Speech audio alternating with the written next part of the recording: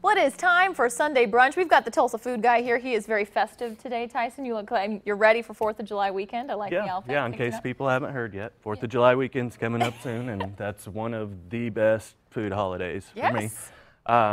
And I pretty much covered all the stuff you can grill and smoke on here over the last couple of years. So thought I'd do a little appetizer here that's pretty simple to do.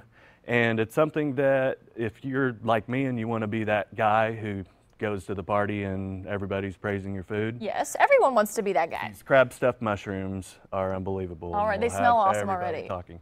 So it starts out real easy. First, you destem and clean your mushrooms and set them out in a pan, ready to stuff. Just regular old mushrooms? Yep, just regular old mushrooms. You can do portobellos too if you want something with a little more meaty flavor.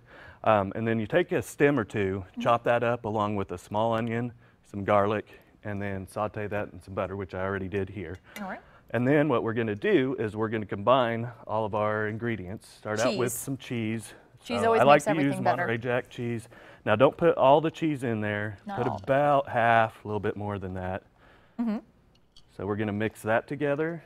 Some crab meat, which on the recipe on KJRH.com, I forgot to add the crab meat in step 3. So people don't forget the crab meat. It is crab meat stuffed mushrooms here. So you do want to remember the crab meat. That's an important part. So we'll put some crab meat in there. It smells really good already. Depending on who makes it or what recipes you see, some people like to use a lot of breadcrumbs. I don't like to use too much. Yeah. It thickens it up, but it does give it a little texture. So just throw a little bit of breadcrumbs in there to get it going. And help like kind of solidify it a little. What is it? Bind it. And then some fresh chives. I'll give it some color and a little extra flavor.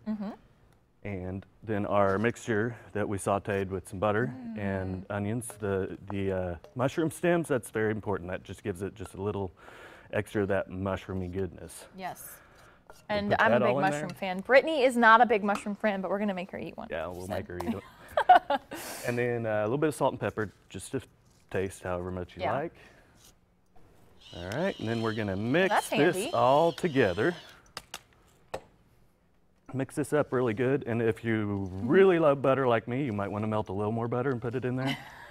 Or if you're maybe counting some calories, I guess. So this is definitely not something to eat when you're on a diet, but don't ask Tyson, he'll eat it. Crab's good for you. Crab is healthy, that's right. Mushrooms, there's chives in there. So then you just want to start kind of liberally stuffing each of these mushrooms here.